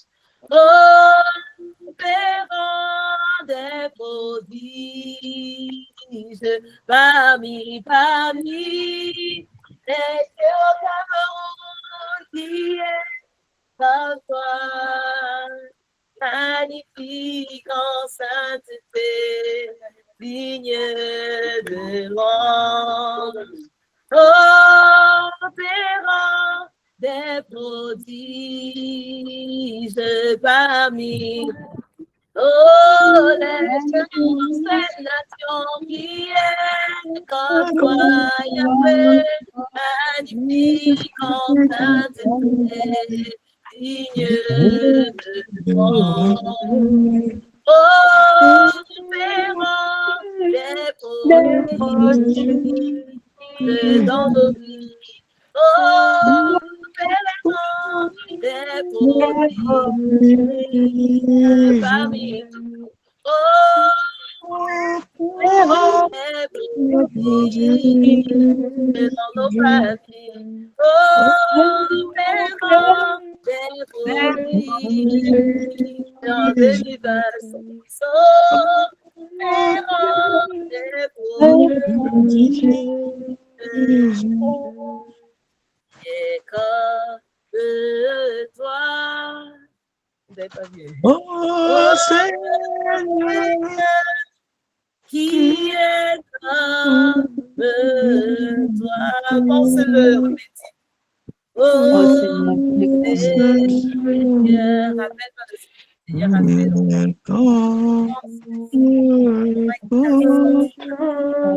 Comment il t'a sorti de la pauvreté? Comment il t'a sorti de la solitude? Comment il t'a sorti d'être au deuxième bureau, troisième bureau, quatrième bureau? Comment il t'a sorti de baby mama status? Comment il t'a sorti des contrats bizarres, des négociations bizarres? Comment il t'a sorti de la disette? Comment il t'a sorti de la violence dans ton foyer? Comment il t'a sorti du noir, des ténèbres? Comment il t'a sorti de la dépression? Qui est comme Yahweh? Comment il t'a sorti de la fornication?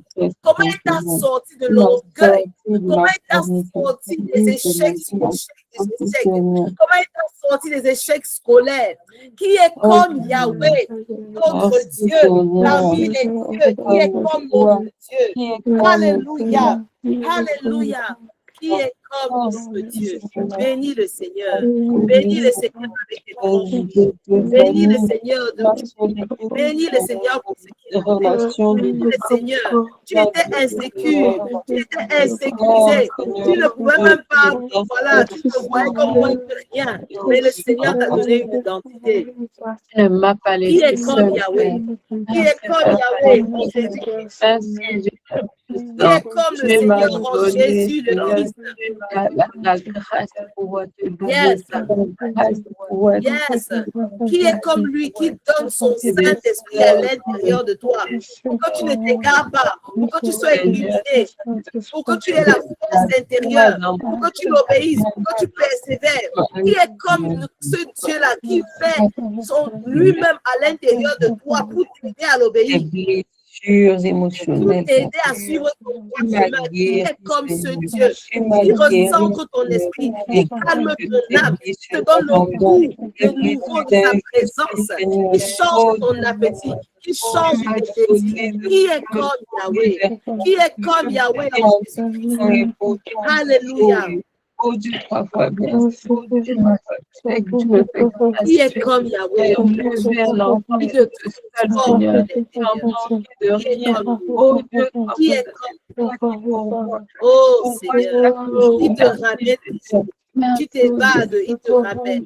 Tu t'éclipses, il te ramène. Tu te perds, il te ramène. Il te ramène. Qui est comme Yahweh? Qui est comme Yahweh? Alléluia. Alléluia. Il est digne de notre, il est digne de notre alliance. Il est digne de notre allégeance. Il est digne. Il est digne. Alléluia. Il est digne, notre Dieu. Il est digne, Seigneur. Il est digne de notre temps. Il est digne de cette consécration. Il est digne de toi.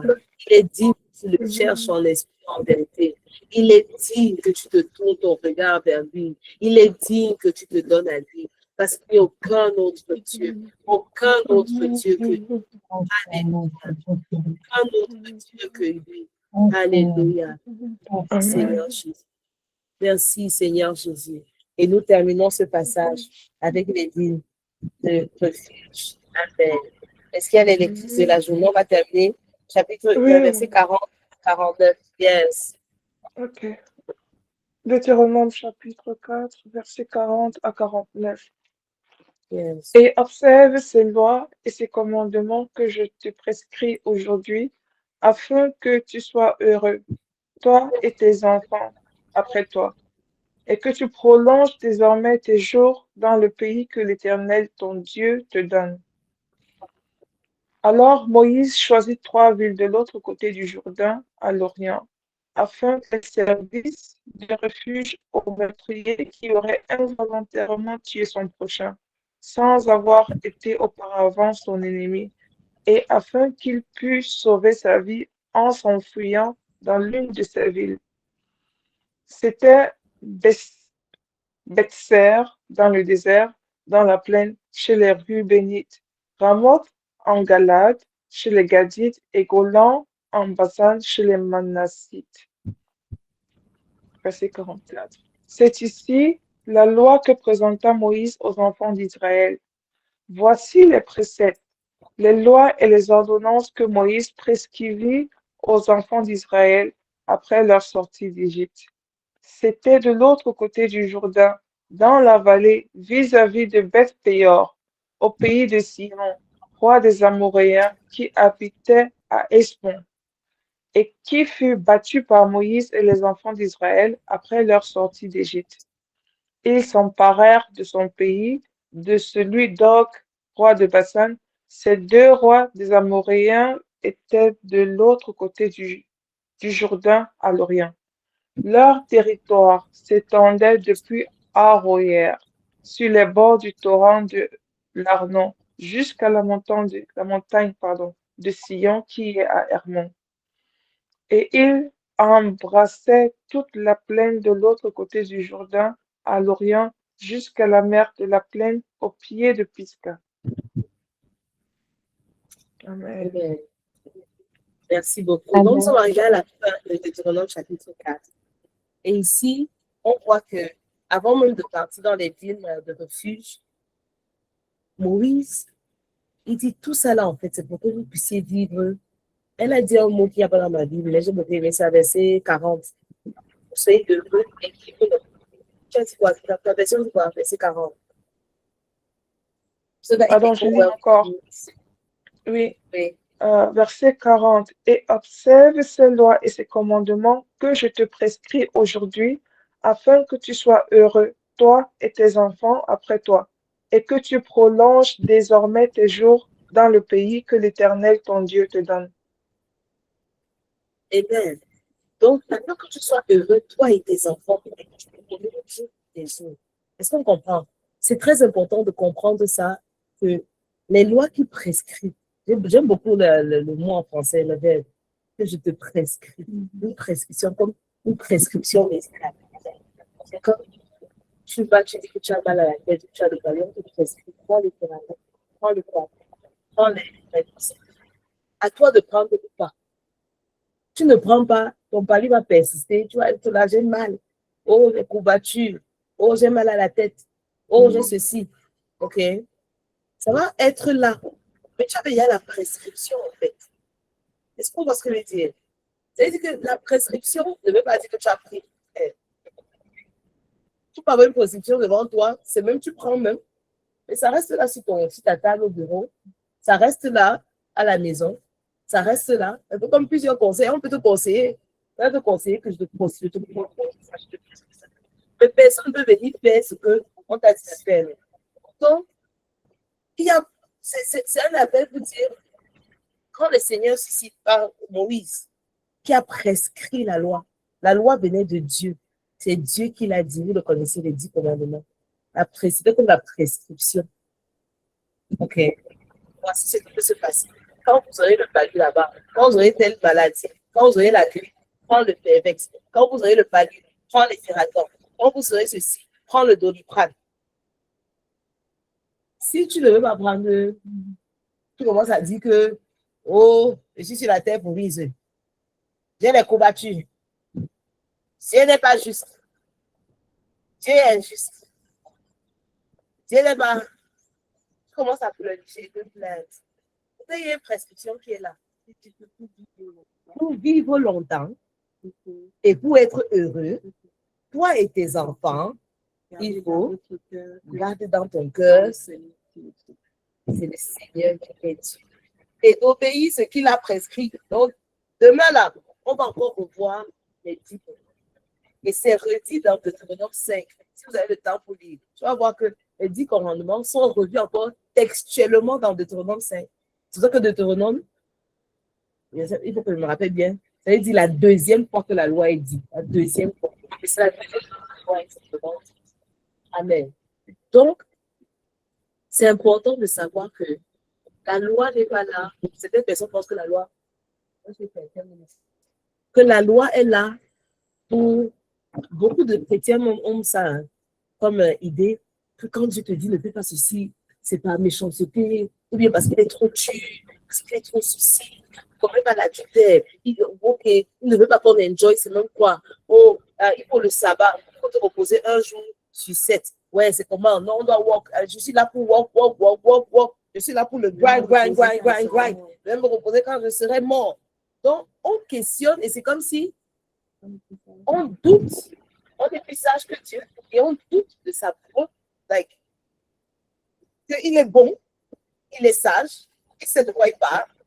Et des fois, quand on approche la loi comme ça, on loupe en fait cette prescription qui était pour notre bien, pour que nous soyons heureux et pour que nous puissions vivre longtemps. Honore ton père et ta mère. On n'a pas dit s'il est chrétien ou n'est pas chrétien. Honore-les. On n'a pas dit que s'il t'énerve ou il ne t'énerve pas. Honore-les. C'est Dieu qui a dit, qui connaît sa chose.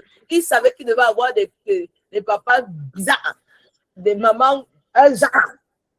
Il a dit que, oh non, il n'a pas dit quand elle sera correcte et qu'elle sera pas. Il dit ne confronte pas la chose de ton frère et de ta soeur. Ne confronte pas la chose de ton voisin. Parce qu'il sait ce que ça crée à l'intérieur de toi. Tu dis, ah Seigneur, non, moi, je veux l'autre là. Je veux le truc là. Je veux la même chose là. Je veux ça là. Il dit que ne confronte pas. Quand il dit ne manque pas, ne vole pas. Quand il dit, mais sommes les autres là, je dis, il n'y a aucun autre Dieu à part moi, avant toi. N'utilise pas mon nom en vain. Quand on commence à parler du nom, l'année du nom de l'alliance, le nom de Yahweh, pourquoi les Juifs ont caché ça pendant longtemps? Parce qu'ils ne voulaient pas que les gens disent ça en vain. On ne doit pas seulement commencer à chanter Yahweh, no, Yahweh, on sait n'importe quand, n'importe comment, pour meubler. Jésus, Jesus. On utilise son nom pour meubler le temps. Par exemple, si tu veux t'exprimer comme on le dit souvent ici, dis-moi ça. Ouais, ah bon, hein, vraiment, c'est ce qui s'est passé, hein, tu es sérieux, mais tellement qu'on a banalisé son nom que maintenant, même pour s'exprimer, pour meubler ah bon, on utilise pas mon nom en vain, n'utilise pas mon nom juste parce que quand tu utilises mon nom, ça doit avoir du poids. Tu utilises mon nom avec intentionnalité. Parce que quand tu utilises mon nom, tu es en train de m'appeler. Tu es en train de m'invoquer. Tu es en train de dire, tu es en train de m'appeler. Tu ne dis pas seulement mon nom comme ça là. Ça veut dire que regarde. Donc, voilà les lois. Ce n'est pas pour nous punir. Ce n'est pas pour nous faire du mal. Ce n'est pas pour nous contraindre, que ce n'est pas d'un cœur qui veut contrôler. C'est comme ça qu'on voit souvent le Seigneur, comme ça, il a donné, voilà, pour nous contrôler, parce qu'il ne veut pas qu'on s'enjoy, on ne veut pas qu'on soit heureux. En fait, ça, c'est les mensonges et les défis, parce que toutes les autres manières, hors de cela, en fait, c'est ça qui est la contrefaçon. C'est un faux bonheur. Je dis que non, je m'envoie aller avec le mari de quelqu'un, je m'envoie aller avec des personnes, c'est le vrai bonheur. C'est une contrefaçon qui n'a pas de nom. L'ennemi veut toujours rendre le péché pleasurable, que ça a l'air plaisirable, quoi. Oui, désirable et plaisant. L'ennemi va toujours faire ça. Sinon, tu ne vas pas te... Sinon, pourquoi les gens vont ensemble, ceux qui sont dans le péché là, ils s'entendent, ils se comprennent, ça passe, ça donne, que c'est ma vie, you only live once, machin, enjoy ta life. Tout ça, c'est la contrefaçon. Parce que l'ennemi a d'abord dû switcher dans ta tête. Et quand Dieu dit ne fais pas ceci, c'est parce qu'il veut ton mal. Et c'est exactement ce qu'il a fait dans le jardin d'Éden. C'est exactement ce que le serpent est venu faire. Il est venu dire, est-ce que ce que tu as, c'est parce qu'il ne veut pas que tu sois bon. Tu commences à douter de la bonté de Dieu. J'ai dit ici hier et même avant-hier, s'il y a peu importe ce qui se passe dans ta vie, ce n'est pas un problème de poser des questions à Dieu. Seul jamais. Caractère, j'ai dit l'essence, l'intention, la motivation de Dieu. Jamais. Dieu reste bon. Dieu reste, même ce qui se passe devant toi là, ce n'est pas bon. Ça semble pas bon. C'est mauvais, c'est amer. Mais Dieu reste bon. S'il y a une chose que pendant les 26 jours-ci, je peux mettre le doigt dessus, c'est qu'on ne se focalise pas tellement, c'est vrai, les miracles arrivent, oui, c'est bon, les signes, les prodiges, l'évidence de tout ça. Mais qu'on contemple et qu'on apprécie le caractère de notre Père, le caractère du Seigneur Jésus, le caractère du Saint-Esprit. Parce que quand on peut apprécier ça et mettre le doigt dessus, et être émerveillé et waouh par ça, que c'est un truc qui ne change pas, que nos circonstances nous le disent ou pas, si juste pour une ou deux personnes parmi nous, par la grâce de Dieu, j'arrive par l'onction ou par tout ce qu'il m'a donné ou par quoi que ce soit, à ingrain, enraciner ça, qu'on soit tellement plus focalisé, contemplé sur le cœur de Dieu, le cœur et son caractère. Dans toutes ces différentes histoires, c'est de dire, waouh, regardez le cœur du Père, regardons comment il est, regardons son caractère et son attitude. Si ça peut rester comme un takeaway, honnêtement, pour moi, devant les yeux de Dieu, j'aurais réussi par sa grâce. Cette lourde charge qui donne d'enseigner sa parole et d'enseigner ses principes, mais surtout de pointer et de présenter son cœur et son caractère. Et que rien, que ce soit dans nos vies ou dans ce qui se passe dans nos vies autour de nous, les déceptions, les heurts, les blessures, les disappointments, que rien ne vienne entacher notre vue du cœur et du caractère de notre Père, de Yahweh, Père, Fils et Saint-Esprit. Amen. Donc je prie qu'on puisse prier ça, qu'on puisse, l'intercesseur de la journée, prier ça pour nous faire atterrir cette session, pour atterrir cette session, pour qu'on puisse prendre ça avec nous, pour qu'on puisse être d'accord avec les prières qui seront élevées. Amen.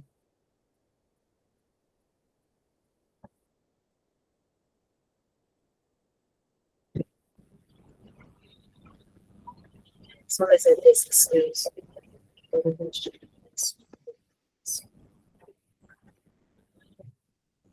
Père éternel, merci encore pour ce moment. Merci pour ce moment, pour cette saison où tu nous mets à part. Nous n'allons jamais cesser de te rendre toute la gloire et tout l'honneur. Père éternel, Merci pour l'occasion que tu nous donnes encore de contempler ton cœur, le cœur de Père que tu as, le cœur de Père que tu as envers nous, tes enfants. Père éternel, qui est comme toi? Quel Dieu est comme toi? Papa Yahweh, tous les jours nous sommes épatés, étonnés du cœur que tu as. Tous les jours nous sommes épatés de ce que tu peux faire, de ce que tu continues de faire. Père éternel, nous sommes ébahis et émerveillés de la grandeur, de la grandeur de ton cœur. Seigneur, nous ne sommes pas fatigués de découvrir encore tous les jours quel est ton cœur en notre endroit, comment tu nous regardes, comment tu nous perçois, comment tu nous aimes. Seigneur, nous sommes encore plus étonnés de ta fidélité.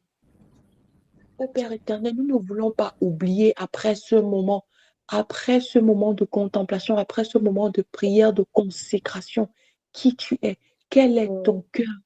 Nous voulons toujours nous rappeler face à l'épreuve, face à la vie, face à nos propres combats, face à notre moi, qui tu es, quel est le cœur du Père envers ses enfants. Un cœur rempli d'amour. Ton amour est si grand. Nous avons eu l'habitude de chanter, nous avons eu l'habitude de réciter, mais parfois c'est difficile de vraiment être conscient du cœur du Père quand nous faisons face à l'épreuve, quand nous faisons face aux difficultés, aux peurs, aux craintes, et quand nous combattons notre propre chair. Nous avons souvent l'impression que la chair est plus, c'est-à-dire que nous avons souvent l'impression que notre chair nous veut du bien par rapport à toi, le Père, le Dieu créateur, toi, le maître de l'univers. Nous voulons, Père éternel, contempler ton cœur qui est si magnifique, le cœur que nous n'avons même pas encore fini de découvrir, Père éternel.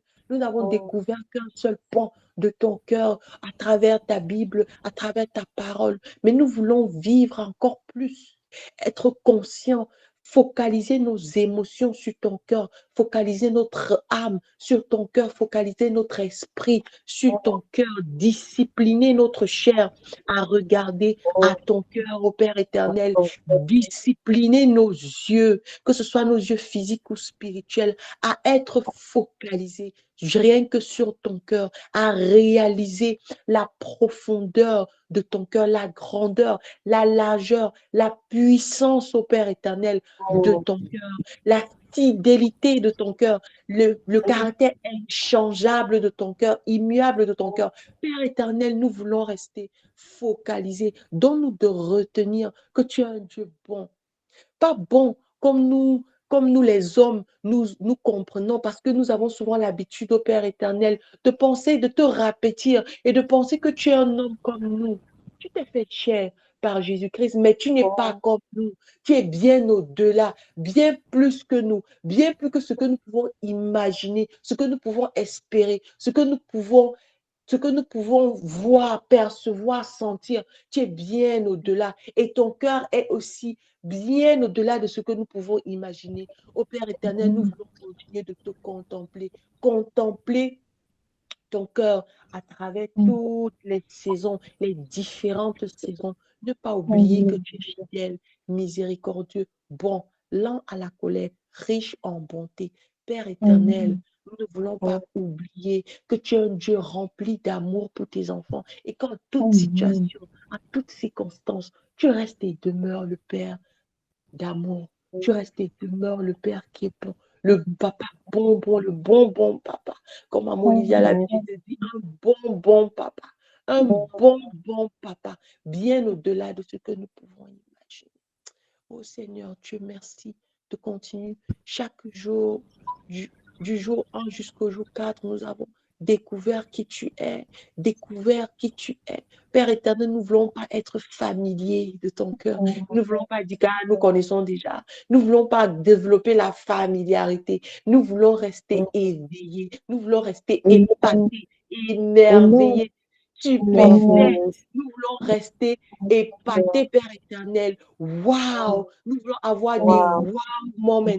Toujours rester wow. Toujours rester émerveillés, bouche bée. Nous voulons toujours rester pendant les 26 jours et même après. Rester bouche bée. Au Père éternel, nous voulons être Alléluia. habitués aux victoires. Nous ne voulons pas être habitués à ta grâce. Banaliser ta grâce. Dire que, ah oui, c'est comme ça qu'il est. Il est toujours comme ça. Il est fidèle. Non, nous voulons toujours rester. Waouh, l'Éternel a été fidèle ce matin. Je lui rends toute la gloire. Waouh, quel Dieu magnifique il est. Quel Dieu magnifique il est. Regarde comment il est magnifique. Le meilleur gestionnaire de projet, le meilleur Alléluia. architecte, le meilleur restaurateur, le meilleur Amen. rédempteur, le meilleur Père. What a God! What Yes. a God! What a What a God! great God. What a What a God! great God. Être étonné. Amen. Jésus-Christ, nous t'en Merci. Merci. Merci. Alléluia. Merci. Merci. Merci. Alléluia. Gloire à toi, Seigneur. Merci, Seigneur. Alléluia. Alléluia. Amen, amen. Nous allons continuer à manger chacun ce soir pour ceux qui restent son jeûne. On s'est dit rendez-vous demain vendredi, 12h30, 14h, 14h30. Et le dimanche soir, le dimanche, on n'aura pas de session de 12h30 à 14h30. Le dimanche, on va avoir des sessions. Ce sera le temps pour que chacun se rattrape sur YouTube. On a maintenant notre YouTube. On a toujours été à YouTube. Et maintenant, on upload des vidéos un peu plus rapidement et un peu plus visiblement et visuellement plus beau. Donc, sentez-vous libre de partager les vidéos et les enseignements de différents jours. Le dimanche, on laisse aussi le temps pour que chacun aille dans son lieu, dans son cadre. Et puis le dimanche soir, on aura le dimanche témoignage durant les 26 jours. Chaque dimanche soir, à partir de 20h30, ce sera les témoignages de la semaine, ce que le Seigneur a fait à travers avec les messages, l'application, les messages de ce programme et la grâce qui est disponible dans ce programme. Donc, dimanche, avec le témoignage, on va amener les gens aussi à se connecter pour les témoignages le dimanche 20h30. Merci beaucoup pour vos temps. Demain, pour ceux qui sont à Yaoundé, yes, we live demain matin, 7h30 à 9h. Pour ceux qui sont à Yaoundé, on se retrouve ici à Nouvelle Bastos derrière la Banque mondiale. Et 12h30, 14h30, on va lire Deutéronome chapitre 5. Je vais vous dire, ne loupez pas Deutéronome chapitre 6 le samedi.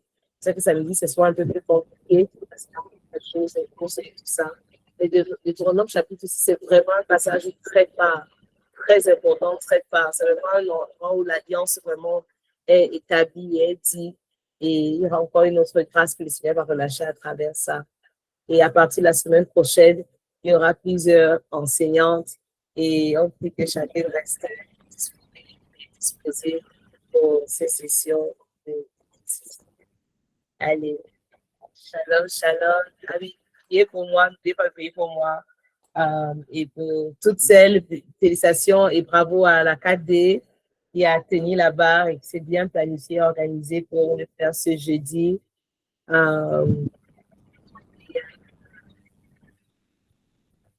Oui. Et oui, vraiment, nous prions que le sang de Jésus nous couvre plus tard. Amen. What a privilege. Merci, Papa, pour notre maman, notre précieuse maman Olivia. Seigneur, nous voulons te la recommander. Seigneur, parce que tu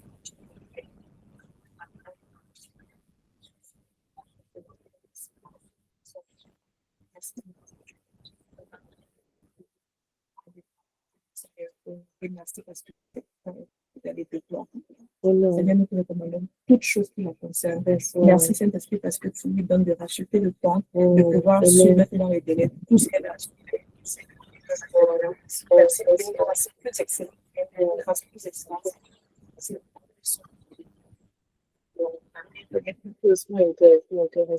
Amen, amen. Oui, Seigneur, nous te présentons le cœur de mon Dieu. Merci, Seigneur, parce que tu continues de le nettoyer, de le sonder, de déraciner tout ce que tu n'as pas planté. Rien de rien de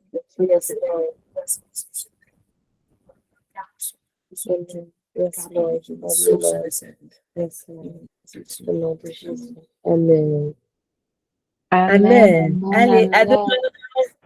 Shalom, shalom. Shalom, shalom les mamans. Shalom tout le monde. La 4D, ne partez pas tout de suite.